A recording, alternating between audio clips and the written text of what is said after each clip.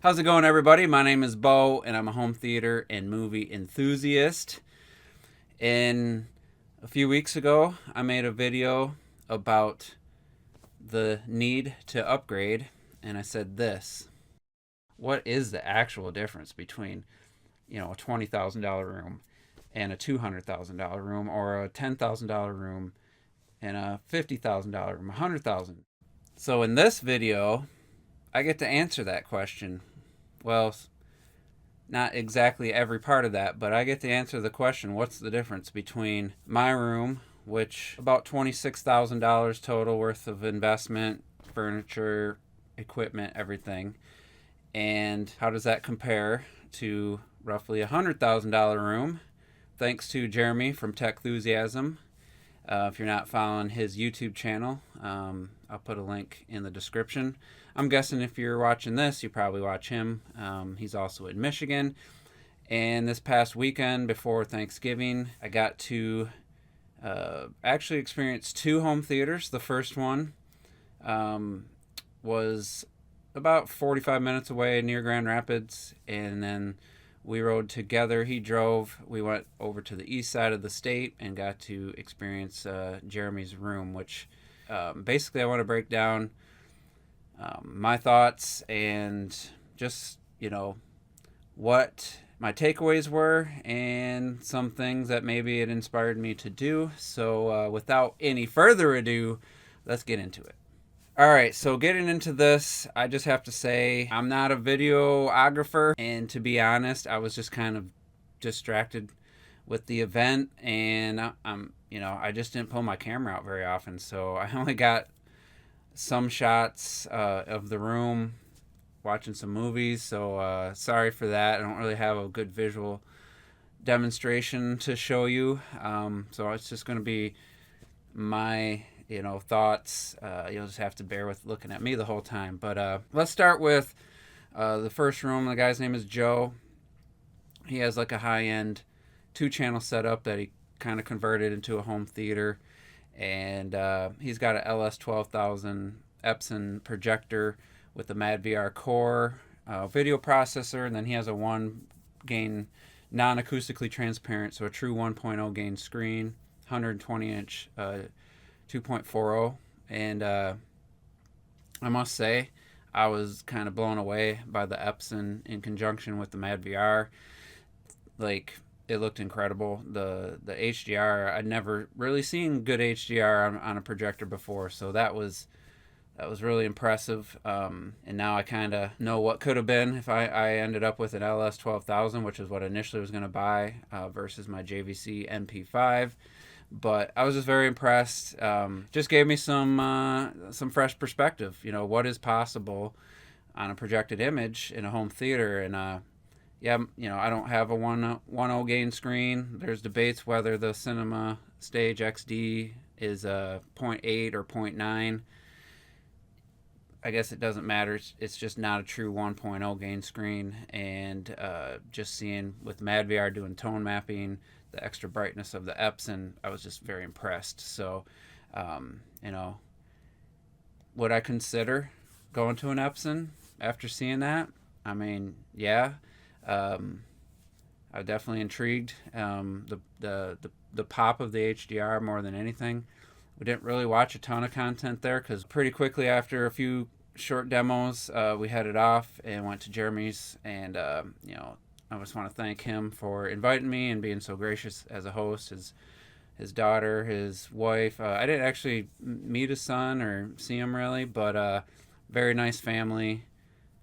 Beautiful home, and just very welcoming. So yeah, the question which I asked, I showed you in the beginning of this video, is what's the difference between a $20,000 room and a $100,000 room? I think I said 20 and 200, and yeah, I have some thoughts on that.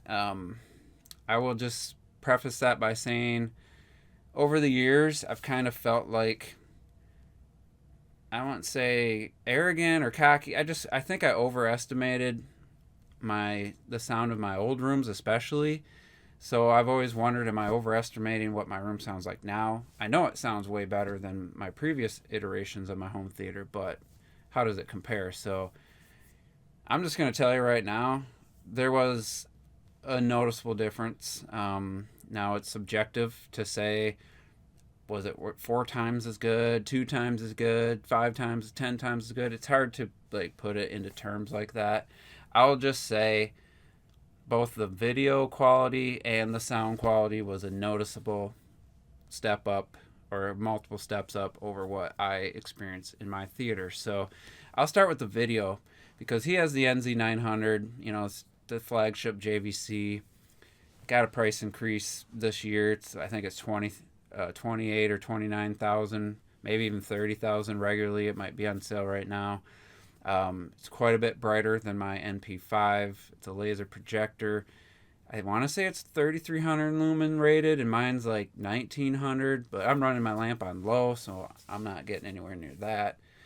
He's running his laser at 84%, so he's not getting full brightness, but he does have a Panamorph lens, which those are like super expensive. I want to say they're close to $10,000 because he has a scope screen. It's 163 inch, I believe, 150 inches wide, about 163 diagonal.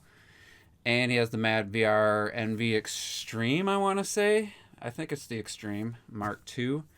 So that's $17,000, $30,000 projector, $10,000 lens. Do the math. That's $57,000. That's a lot of money versus my $5,000 projector. I don't think the question is it better, but how much better? And I'll just say it's the most impressive image I've ever seen from a projector onto a screen. Maybe not better than like the IMAX with the actual film projection. What is that? 1570 film projection, which I did get to experience Oppenheimer that way. True film on a massively tall screen. Yeah, that's super impressive. But I gotta say, Jaremy's, felt like it was sharper. That felt like it was more vivid. Felt like it was brighter. It's been years since I seen Oppenheimer at the IMAX, but I was so impressed. Now he did have AI motion turned on through the MadVR. Absolutely hated that. Drove me nuts. But the image was super clean and super sharp. I'm not sure if there's any other stuff going on. Like I didn't notice like any film grain, so I don't know if it was like cleaning that up. But I'll just say the image was amazing on that big of a screen. So it's slightly taller than my 16:9 screen, but it's like way wider. Just I couldn't believe how clear and bright this image was, and with the HDR tone mapping done by the MadVR, just looked amazing. I will say, A Star Is Born looked incredible. It looks really good on my projector. I only have the 1080p SDR version, but I was like so distracted by how good it looked. I wasn't even hearing the sound in that scene. The Fantastic Four scene he showed, the new Fantastic Four, like the blue of their uniforms and the texture, just vivid. And then the Final Reckoning scene where his submarine's rolling around underwater and there's water with like light reflections off it. Just like, it looks so realistic. Yeah, the AI motion was distracting, and honestly, it made me a little motion sick. It just looks so artificially smooth and clean, like you're watching a home video versus like a movie. But it popped. It was just incredible. So the question is it worth over 10 times the price? Probably not. You're not getting 10 times the performance, because I have watched similar scenes or the same scenes once I got home. Yeah, it's not 10 times as good. It's 10 times the price, but it's not 10 times as good. It's definitely a significant improvement, to the point where I am going to be trying a MadVR with my projector. So I'm not paying full price, but I am getting a used MadVR Core. I think it's the NV Core, the Mark 1. They got a new version out right now that does HDMI 2.1. This one's HDMI 2.0, but that's fine with me. So I'm not paying full price. I'm just I really got to see, is it going to be able to do for my projector what it did for his Epson and for Jeremy's NZ900? Probably not. But I may be tempted to run my lamp on high, put up with a little bit of the fan noise, and just get the most HDR pop I can get. We'll see. Video to follow once I get that and get it set up. I'll obviously give you guys my honest opinion. Do I expect a night and day difference? No, but I am very curious what it can do. So anyway, yeah, image quality, Jeremy's room, phenomenal. But let's move on from the video because I do have a lot to say about the audio. So let's get to that. All right, when it comes to the audio, again, he's got a significantly higher budget than me. His room, I didn't calculate everything. I know his 3 front LCR speakers are the Focal 1000 Utopias. The MSRP on them is $8,500 each. So that's like $25,500 just in those 3 speakers if you pay full price, which is the entire amount I spent on my theater, everything, in this room, everything. He's got like Focal 1000s on the sides. I'm not sure about the rears. And then he has 4 SVS SB17s, which those are 20, I think they're 2800. So times that by 4. And you got, I didn't do the math. I'm going to say it's going to be between 10 and 11,000. I'll put the exact amount. Then he has the Anthem AVM 90, which is $7,500. Normal price at $6,300 right now on sale. A couple NAD amps that I think are around $6,000-$7,000 each. Not quite sure on that. And then whatever, I don't know what his height channels are. So he's got a lot of money. I will say it's the most impressive bass I've ever experienced. Both tactile. I say more tactile than the audio. It's those 17s and they're sealed.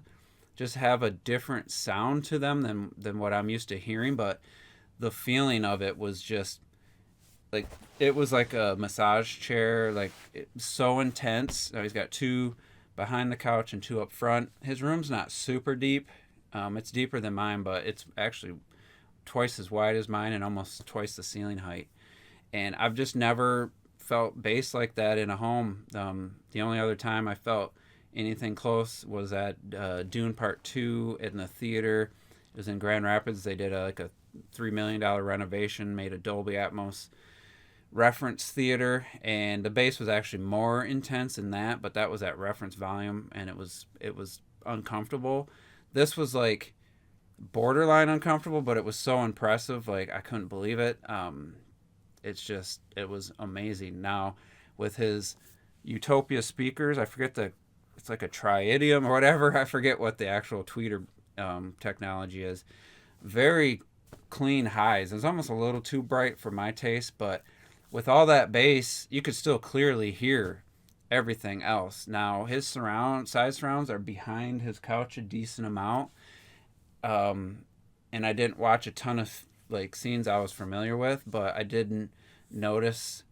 I wasn't hearing a lot of side surround activity. Now mine are way closer and they're shooting directly into my ear.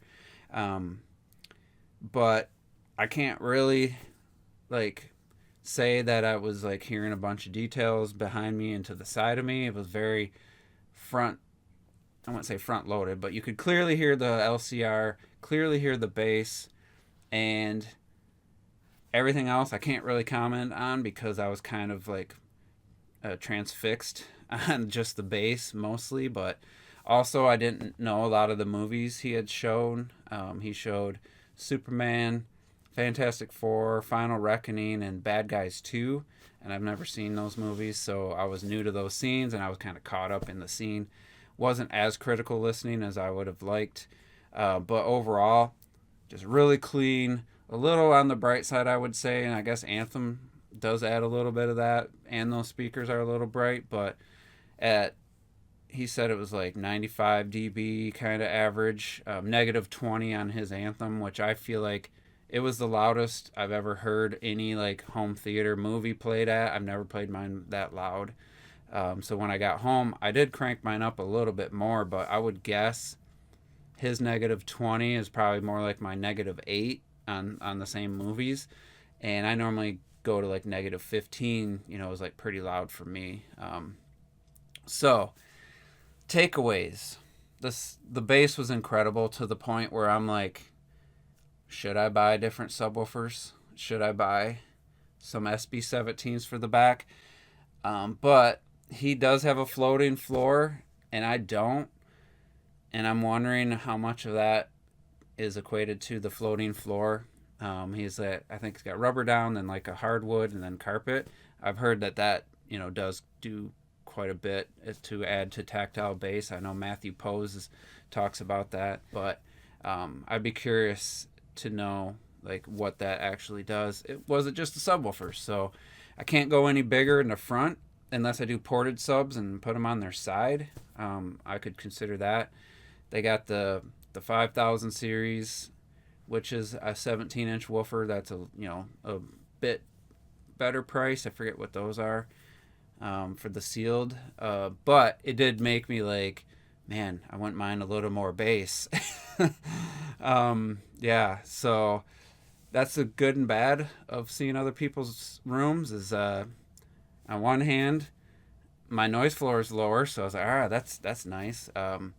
At Joe's house, he just has some SB1000 subs in the front of his room. He had way less bass than me, and I was like, oh yeah, I'm kind of made me feel good about my bass. And then I go to Jaremy's, and I'm like, whoa, wow, like I'm not even close. All in all, it was an incredible experience. If I had $100,000 on a room and that was the performance I got, I'd be very happy. I wouldn't have any regrets, to be honest. I'll never have that much to spend on a room, so I don't have to worry about it. And at the end of the day, when I did come home and watch some demo scenes, it's not like I'm just like hugely disappointed in my room now. Like I'm honestly impressed with how good my projector does look after seeing his projector and on that big screen. So it hasn't like ruined my home theater experience at home, but it also gave me some inspiration to do some things. So we'll see what the MadVR does. If it doesn't wow me, then I'll just try to sell it, pass it on to somebody else who maybe needs it more with like an Epson or something. So anyway, hopefully you guys enjoyed this video. They actually take a lot of my day to record, to edit, upload, all that stuff. So I appreciate you guys for watching. Hit the like button, and we'll see you on the next video.